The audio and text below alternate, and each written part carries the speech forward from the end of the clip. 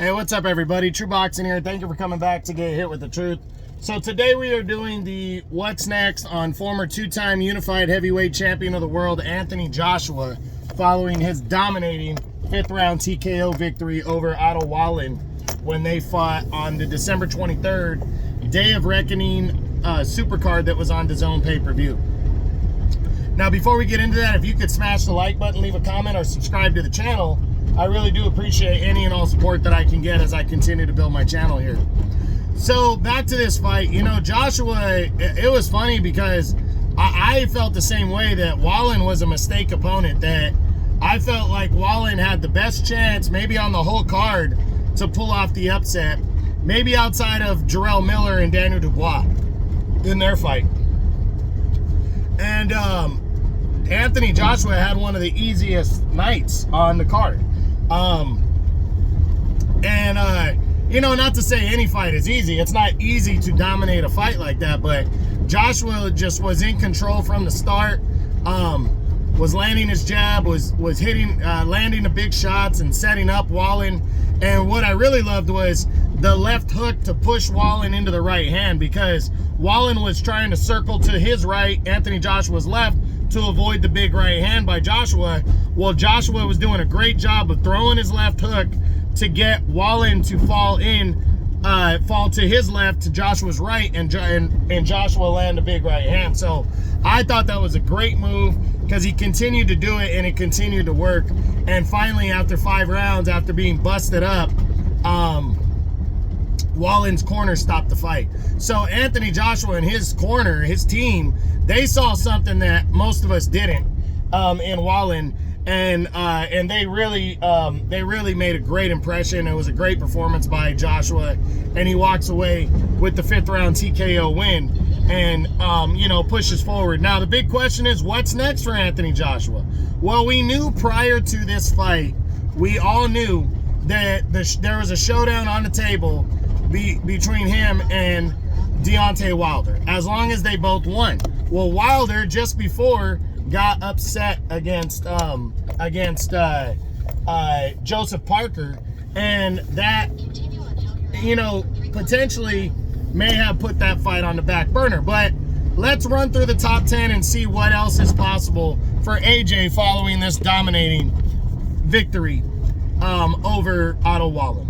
So we start with Tyson Fury. This fight's not going to take place next. Fury essentially has a 2-fight deal with Alexander Usyk. I mean, I highly doubt that either one of these guys are going to dominate the other in such emphatic fashion that it doesn't warrant the rematch, unless somebody gets hurt. Like if Usyk were to get hurt and lose, then maybe Joshua can step in and fight Fury next. But that's the only way I see this fight happening. Next will be a 3rd fight with Usyk. You know, Joshua, I think, wants Usyk back in the ring at some point. But even if the same scenario were to happen on the other side, where Fury got injured and lost to Usyk and couldn't fight the rematch, then I don't know if Joshua would want to fight Usyk next. He might go another direction and set up a fight with Usyk later on. But I'm not going to completely rule it out, because Joshua is a gamer and he seems to have gotten his confidence back now. So he might just want to do that. Our next is a potential showdown with Filip Hrgović, which is very possible. Joshua and Eddie Hearn, well, Eddie Hearn more so, but Joshua and Eddie Hearn together as a team are hinting around that a fight with Hrgović for the vacant IBF title seems more logical for them. And I do believe that's potentially what could happen, because Usyk and Fury, as I said, have an automatic rematch clause. So the IBF has already ordered that if the loser of that fight invokes the rematch clause and there is a rematch, then the IBF will strip whoever is the champion and the belt will go vacant. Hrgović is next in line to fight for the title. He's been waiting for his title shot for a couple years now. And Joshua has firmly moved into the number 2 spot by defeating Otto Wallin, who was number 2 prior to him. So Anthony Joshua essentially would be able to fight for the vacant title to try to become a 3-time world champion, which would entice a bigger fight down the road. But here's the thing. Does he want to fight a heavy-handed, heavy hitter like Filip Hrgović next? Joshua might be confident enough to go after that fight. I wouldn't be surprised. I'm leaning towards this might be exactly what he does, but we'll see. Next would be a showdown with Zhilei Zhang. And from what I'm hearing, Zhang is on the 3-fighter shortlist for a potential fight with Joshua next. Zhang brings in a big crowd from his side of the world in China, and I definitely think that that Joshua and Zhang could happen for the WBO interim belt.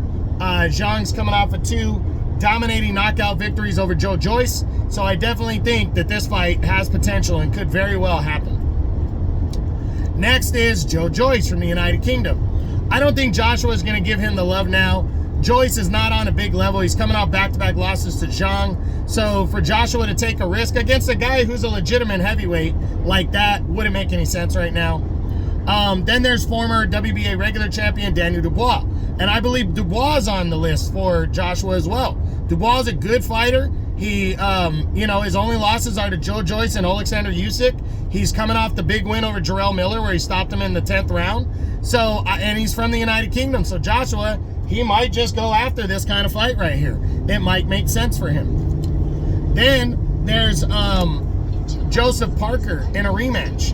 I wouldn't be surprised if these two guys locked horns. I really wouldn't. I think Parker is, he pretty much ruined the dream fight for Joshua. And I think Joshua might say, hey, I'll fight Parker now. Because essentially that's how DAZN was billing this. That it was basically a semifinal to get to a final. Now, I personally didn't feel that way if Parker were to pull off the upset, that Parker would have to, or that Joshua would have to fight Parker. They fought back in 2018. It wasn't the most entertaining fight. They unified belts and Joshua got a clean decision, but it was kind of an ugly fight. So does Joshua want to run it back with Parker? I do think it's possible. I do think Parker's a real option. Then Deontay Wilder. Definitely could still happen. Definitely, Wilder still has enough juice for it to happen. This might be a perfect time for Joshua to pick the bones of Wilder and go after him. I'm leaning towards the less likely that it will happen, because I think if Joshua wants to take this fight, it's going to have to be bigger, if that makes sense. But then again, maybe it won't, because in my opinion, I think Wilder's big enough already. And Joshua, if he really wants that fight, go after it. Go get it. Let's go do it. No matter what.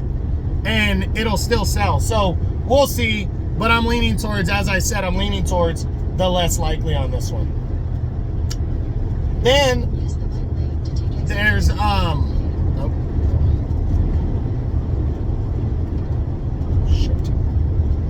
Then there's sorry guys, been thrown off a little bit. Then there's Ajit Caballel, who is undefeated. Got a major victory over a tough opponent on the undercard of the Day of Reckoning against Arslanbek Makhmudov, and he's right there ready to get a big fight. But I don't think Caballel's a big enough name for an Anthony Joshua right now, so I'm just gonna say no right out the gate. I don't think Joshua would want that fight. Be kind of a high risk, low reward type fight for Joshua, even though Caballel's in the top 10. I think Joshua just has too many better options. So overall, what do I think Joshua's gonna do next? I'm leaning towards the Hrgović fight for the vacant IBF title. But if he wants to get right back in there by like March or April, and they haven't really cleared up the situation after February 17th between Fury and Usyk, and Joshua just wants to get an opponent, he might just go after Joseph Parker or Daniel Dubois, or he might just go through with the Deontay Wilder fight. I do believe we're gonna find out soon if he's not gonna do Hrgović, do that fight. If not, you're probably gonna wait around to make sure what happens between the Usyk and Fury showdown, and then we're gonna get an answer after that. So we'll see what happens, but that's it. that's what I got. That's my what's next on former two-time unified heavyweight champion of the world, Anthony Joshua, following his dominating 5th round TKO victory over Otto Wallin in the main event of the Day of Reckoning Supercard that took place on DAZN pay-per-view on December 23rd. So I hope you enjoyed the video. If you did, smash the like button, leave a comment, or subscribe to the channel. I appreciate any and all support. This is True Boxing, and you've been hit with the truth.